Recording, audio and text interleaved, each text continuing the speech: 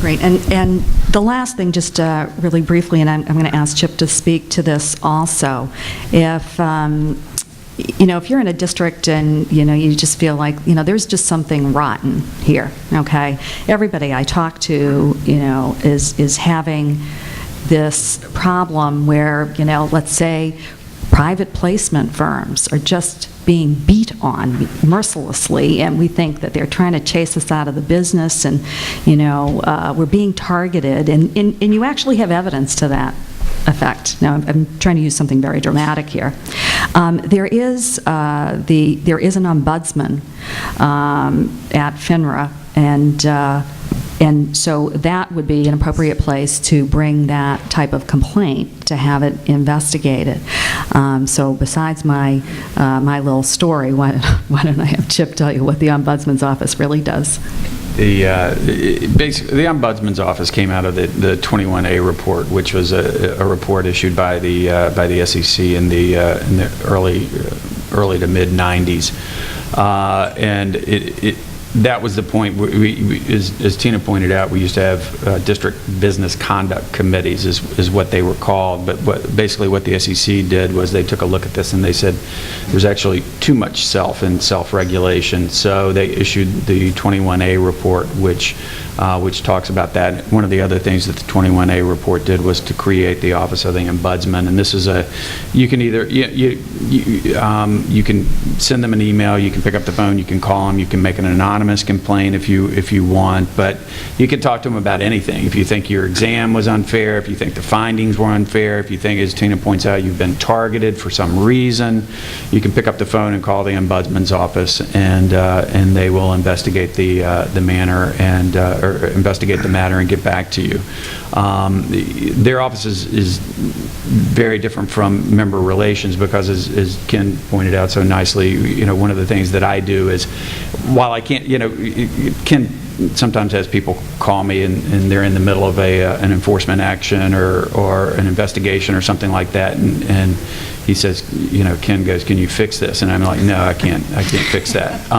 So it's not like I have a stack of get out of jail free cards or anything like that. But what I can do is make sure that the parties are talking to the right individuals, and I get basically what I do is I get people in touch. I look for big picture issues that throughout the organization, throughout the country, where we can make changes to make regulation smarter, if you will, and that's what I do. But and that's the difference between member relations and the Ombudsman's Office. And I think we actually have some brochures. I don't know if they laid them on the table out there or something. There's a brochure on the Ombudsman's Office that I would encourage you to pick up, and then there's also a brochure that I brought that deals with compliance resources, and it talks about the different types of initiatives and offerings that FINRA has in order to help you with your compliance concerns. Great. I understand that we're about out of time, and so we want to wrap up. Is there any time for questions, or do we have any time for questions? Yeah. Why don't we? Okay. Is Fred? Yes. Hi. Thank you. Hi. Chip. Yes, sir. Chip, can you give us a breakdown by category of the different the member firms? 20% that we've lost from our membership since FINRA started from now. What do you mean, a breakdown by category? I mean, breakdown by size. In other words, we've lost 20% of our membership. How many of them in small firms, how many medium-sized firms? Well, I think the vast majority of them are small firms. I mean, there were some large firms down south that went under this year, but basically, in this economy with what's going on, I mean, it's difficult for a small firm. I think, as Joe pointed out earlier, you've got one individual that wears multiple different hats, and so for a small firm to make money and then keep up with the regulation and keep up with everything going on, I think and they're not a lot of the firm itself is going out of business, but there's a lot of consolidation that's going on as well. So the people, what we've seen is, you see the number of firms, we've seen the number of firms drop, but the number of registered reps has not. So the individuals are still in the business, there's just a lot of consolidation going on, and I think that's indicative of what you've got in the particular markets that we've had. It's tough to keep up with. Is there anything that your group, the small firms group, is doing to abate that or encourage it one way or the other?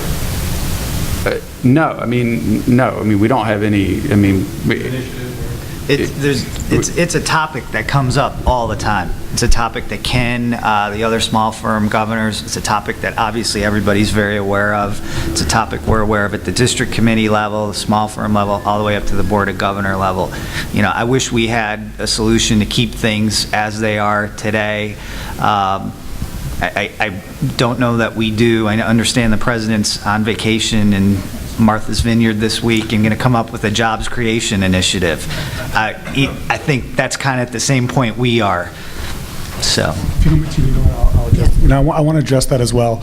In terms of things that I think FINRA is doing, is that CHIP has actually created a new committee, a new CMA committee, where FINRA has really taken a proactive role in making it easier for people to become new members via electronic system, and now a CMA system, which they're going to be rolling out online as well, which will make it easier for existing broker-dealers to create mergers and acquisitions buying amongst themselves.